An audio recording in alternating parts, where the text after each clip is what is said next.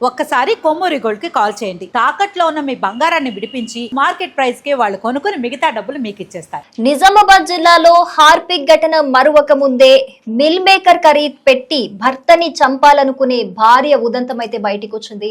అయితే కొన్ని రోజుల క్రితమే మనం చూసాం, ఒక భార్య ప్రియుడి కోసం అని చెప్పేసి ప్రియుడితో కలిసి బాగా తాగించేసి ఇంకా చావట్లేదని హాస్పిటల్లో భర్త నరాల్లోకి హార్పిక్ లిక్విడ్ ఎక్కించి చంపేసిన ఘటన అయితే మనం చూసాం. సో ఇది మరువక ముందే మళ్ళీ నిజామాబాద్ జిల్లా మోపాల్లో దారుణం చోటు చేసుకుంది.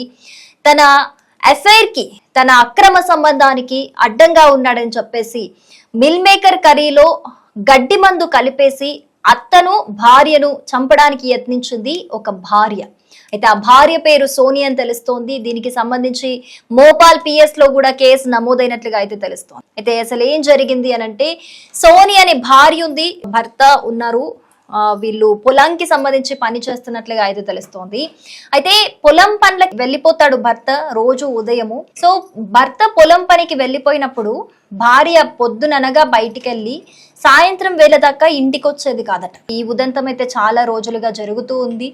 దీనికి సంబంధించి గొడవలు కూడా ఏం జరగలేదు, కానీ సోనీ మీద అనుమానం అయితే ఉంది అని భర్త చెప్తూ ఉన్నాడు. అయితే ఇంట్లో వాళ్ళ అత్త ఉండేదట. వాళ్ళ అత్త కూడా సోనీ ప్రవర్తన మీద అనుమానం ఉంది అని చెప్తూ ఉన్నారు. అంటే ఎటో తిరుగుతోంది ఎవరితో అని చెప్పేసి, కానీ దాని మీద ఎవరికి ఇంట్లో వాళ్ళకి క్లారిటీ అయితే లేదు. అయితే అసలు గొడవ జరగలేదు, ఏమీ జరగలేదు, సోనీని ఎవ్వరు కూడా నిలదీయలేదు, అసలు క్వశ్చన్ కూడా చేయలేదు.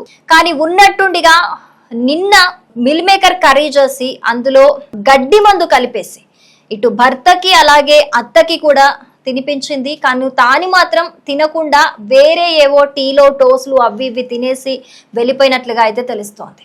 అయితే అప్పుడే వాళ్ళ అత్తకు అనుమానం వచ్చింది అని చెప్తున్నారు, మాకు పెట్టి తనెందుకు తినలేదు అని చెప్పేసి. కానీ ఇందులో అదృష్టవశాత్తు భర్తకి అత్తకి కూడా ఏం జరగలేదు. ఆల్రెడీ తినేటప్పుడు భర్తకు అనుమానం వచ్చిందట, ఏదో వాసన తేడాగా కొడుతుంది ఏంటి అని చెప్పేసి. సో తిన్న తర్వాత కొంచెం తీవ్ర అస్వస్థత గురైన తర్వాత దగ్గరలో ఉన్న ఆసుపత్రికి అయితే తరలించారు, ట్రీట్మెంట్ అందించారు. కరెక్ట్ టైంలో ట్రీట్మెంట్ అందించడం వల్ల భర్త ఇటు అత్త కూడా సురక్షితంగానే ఉన్నట్లుగా తెలుస్తోంది. కానీ ఏ గొడవ జరగకుండా, ఏం జరగకుండా సోనీ ఎందుకు చంపాలనుకుంది అనే ప్రశ్న ఉత్పన్నమైనప్పుడు సోనీ కొన్ని రోజులుగా ఒకరితో అక్రమ సంబంధం లీడ్ చేస్తూ ఉంది. తన అక్రమ సంబంధానికి అడ్డొస్తున్నారనే ఇటు భర్తని అత్తని కూడా అంతమొందించాలని ప్రయత్నించినట్లుగా మనకి పోలీసుల నుంచి అయితే ఒక సమాచారం అయితే బయటకు వచ్చింది. అయితే దీనికి సంబంధించి అయితే పోలీసులు కేసు నమోదు చేశారు. ఇంకా అన్ని కోణాల్లో కూడా దర్యాప్తు కొనసాగిస్తున్నట్లుగా అయితే తెలుస్తోంది. అయితే కొన్ని రోజుల క్రితమే మనం అదే నిజామాబాద్ నాల్గల్ గ్రామానికి చెంది ఒక భార్య భర్త ప్రియుడితో, అంటే భర్త ఎక్కడో దుబాయ్ లో ఉండేవాడు, భార్య కోసం బాగానే సంపాదించుకొని వచ్చాడు. రీసెంట్ గా వచ్చిన తర్వాత ఈ గ్యాప్ లోనే భార్య ఒక ప్రియుడితోని, అనిల్ అనే ఒక అతనితోని అక్రమ సంబంధం పెట్టుకొని భర్త వచ్చిన తర్వాత అదే ప్రియుడితో మాట్లాడి ఫుల్లుగా తాగించేసి బంగ్లా మీదకి తీసుకెళ్లి ఫుల్లుగా తాగించేసి అక్కడి నుంచి ప్రియుడితో కలిసి అనిల్ అనే ప్రియుడు, సాయి అనే ఇంకొక హెల్పర్ తోని వీరిద్దరి హెల్ప్ తీసుకొని భర్తని బిల్డింగ్ మీద నుంచి కిందికి నెట్టేసినట్లుగా అయితే తెలుసు మనకి. సో దాని తర్వాత హాస్పిటల్ తీసుకెళ్లారు. హాస్పిటల్ తీసుకెళ్ళాక ఇంకా ఊపిరాడుతూ ఉండటంతో భార్య టెన్షన్ పడిపోయి ఎలాగైనా సరే భర్త అడ్డు తొలగించుకోవాలని చెప్పేసి ఇంతకుముందు నర్సింగ్ ఎక్స్పీరియన్స్ ఉన్న దాంతోని హాస్పిటల్లోనే ఎవరికీ తెలియకుండా భర్తకి హార్పిక్ లిక్విడ్ ని నరాల్లోకి ఎక్కించి చంపేసిన ఘటన మనం అందరికీ తెలుసు. దీని గురించి పెద్ద ఎత్తున చర్చ కూడా కొనసాగింది. వాళ్ళిద్దరిని అరెస్ట్ కూడా చేశారు పోలీసులు. అయితే ఇన్వెస్టిగేషన్ లో ఇలాంటి విస్తుపోయే నిజాలు కూడా బయటకు వచ్చాయి.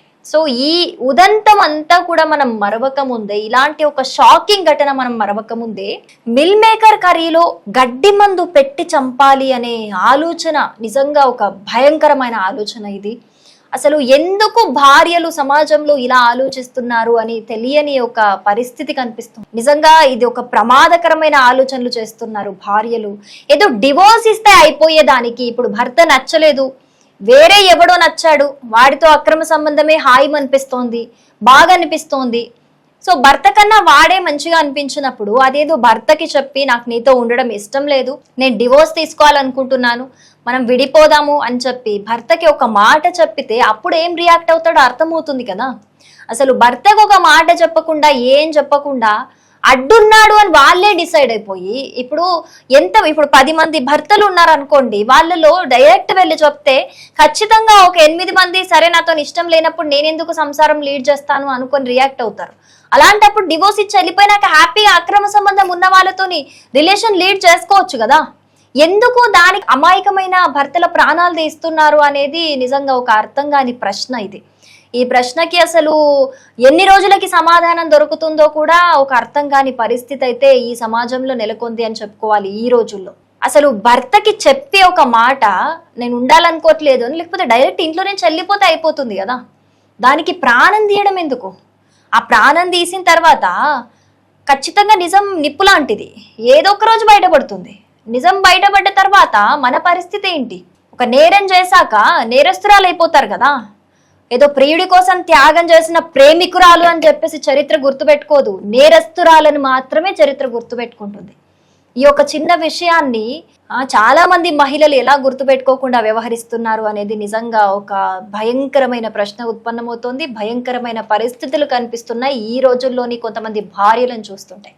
మరి దీని మీద మీ అభిప్రాయం ఏంటి అనేది, అసలు ఇప్పుడు సోనీకి ఎలాంటి శిక్ష పడితే కరెక్ట్ అనేది తప్పకుండా కమెంట్ చేయండి.